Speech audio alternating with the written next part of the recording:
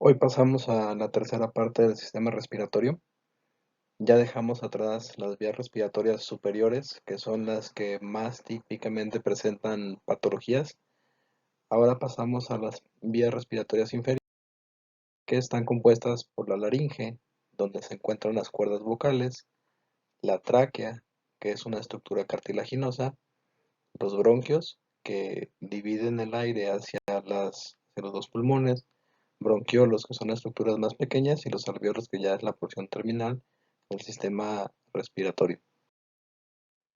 Una de las estructuras más importantes e infravaloradas de nuestro cuerpo es la epiglotis.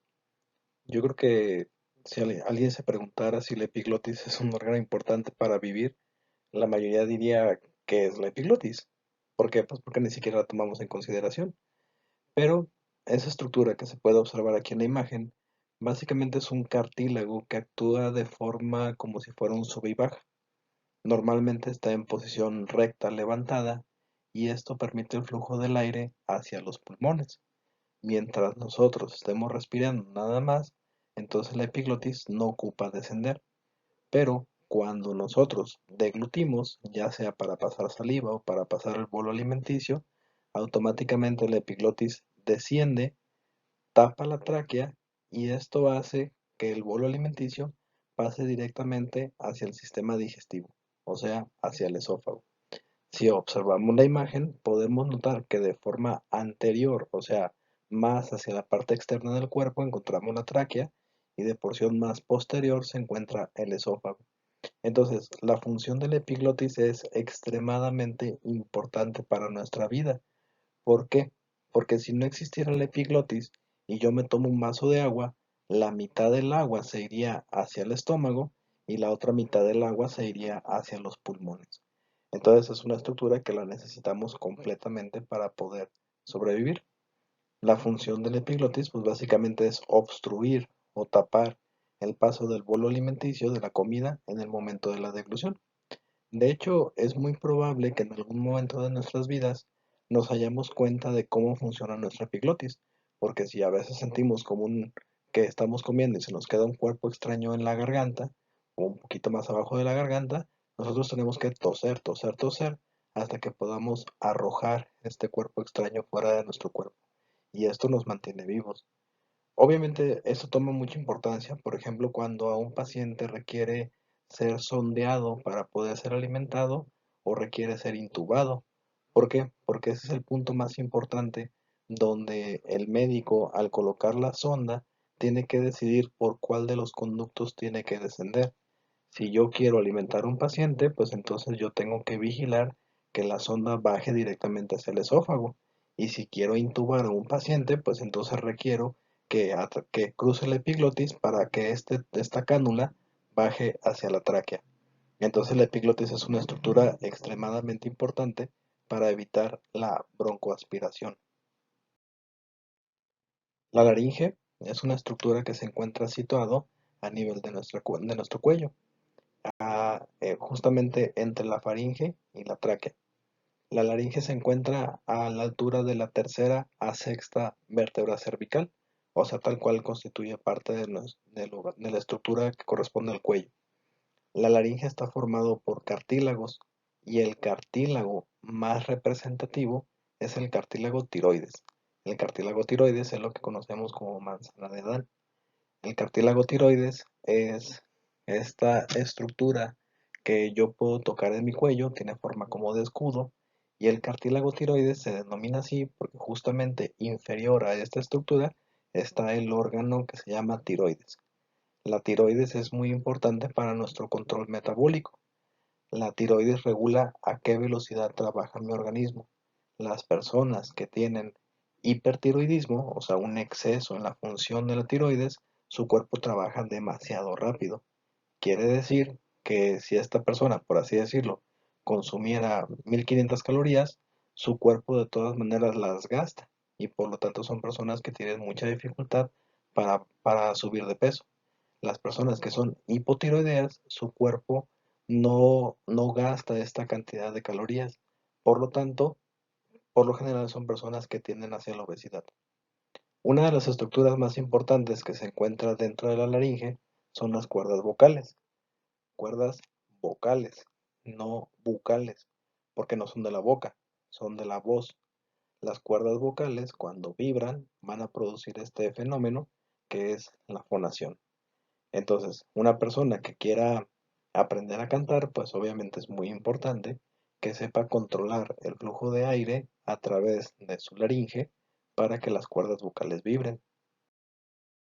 Las cuerdas vocales son pliegues membranosos, o sea, básicamente son unas pequeñas membranas que cuando el aire pasa a través de ellas las hace vibrar. Las cuerdas vocales se dividen en cuerdas vocales falsas y cuerdas vocales verdaderas. En la imagen se puede observar, las que están más hacia el centro son las cuerdas vocales verdaderas y son verdaderas porque son las que realmente vibran en el momento de la fonación. Esto quiere decir que si yo tengo un timbre de voz, esto se da por el grosor específico de mis cuerdas vocales. Acuérdense que dependiendo de nuestra edad y de nuestro sexo, nosotros tenemos diferente forma de nuestras cuerdas vocales. Los niños, las niñas y las mujeres siempre tienen timbres de voz agudos y los hombres adultos tienen timbres de voz graves. Y esto se debe específicamente a la forma que tienen nuestras cuerdas vocales. Entonces es por eso muy fácil distinguir la voz de un hombre de la voz de una mujer, pero la voz de un niño o el timbre de voz de un niño del de una niña es muy complicado de distinguir. Ahora, cuando una persona tiene inflamación de la laringe, la enfermedad lógicamente se llama laringitis, es la inflamación de la laringe. Y el signo más característico de la laringitis es la disfonía. No hay que confundir la disfonía con la afonía, porque dis quiere decir dificultad, a quiere decir sin. Por lo tanto, la disfonía es este signo en el que a mí me cuesta mucho trabajo hablar. Si ustedes me ven llegar y me escuchan, que yo hablo con mucha dificultad y me cuesta mucho trabajo, ese signo se llama disfonía. ¿Por qué? Porque me está costando trabajo hablar. Pero si al revés, ustedes notan que yo trato de hacer el esfuerzo por hablar y no me sale ninguna voz, entonces quiere decir que ese signo se llama afonía. Ahora yo les puedo comentar que los pacientes que tienen afonía, por lo general, es una enfermedad que no remite rápidamente. Aún con el medicamento correcto, aún con el medicamento antiinflamatorio, por lo general los signos como la disfonía y la afonía tardan días en remitir. Quiere decir que aunque yo me tome la medicina, de todas maneras me van a escuchar ronco 2 o 3 días. El signo, la laringitis puede ser infecciosa, pero también los factores ambientales son bien importantes para que yo la desarrolle.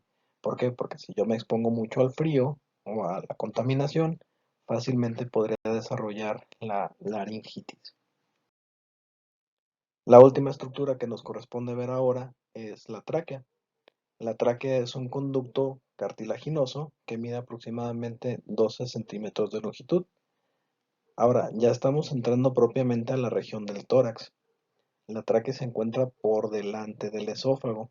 Entonces, si yo toco mi cuello a nivel de la región de la tráquea, yo voy a sentir estas bandas cartilaginosas.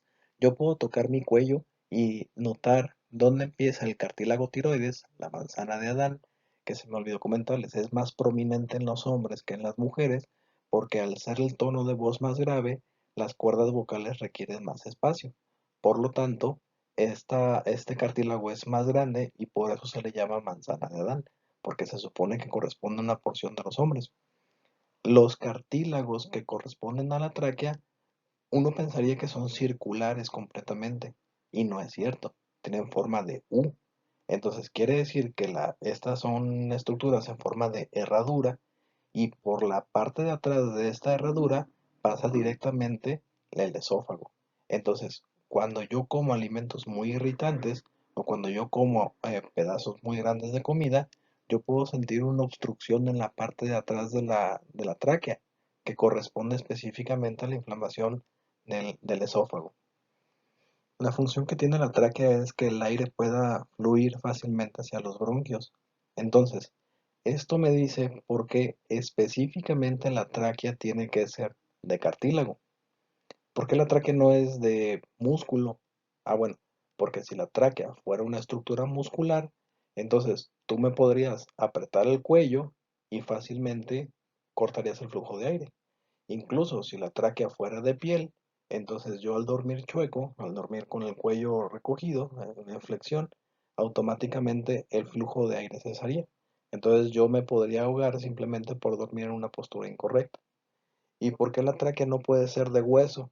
Ah, bueno, porque si la tráquea fuera de hueso, pues entonces no tendría ninguna movilidad y yo no podría girar mi cuello ni hacer movimientos de lateralización, ni flexión ni extensión. Por eso tiene que ser un punto intermedio entre el músculo y el hueso. Y este punto intermedio son los cartílagos.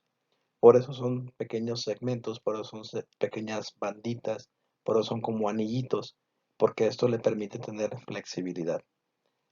Por dentro de la tráquea vamos a encontrar que se encuentran en una mucosa, una mucosa ciliada, que es básicamente células como con pelitos, y estos pelitos permiten estar expulsando de manera constante el polvo hacia el exterior. ¿Para qué? Pues para el polvo, todos los contaminantes, el moco, para que no se quede acumulado en la tráquea y pueda ser llevado a la garganta donde pueda ser expulsado fácilmente. La tráquea termina a la altura de la cuarta costilla. A la altura de la cuarta costilla vamos a encontrar el punto de división que se llama carina, carina con C, no carina con K, carina con K es un nombre. Carina con C es la estructura o el punto de división donde comienzan los dos bronquios.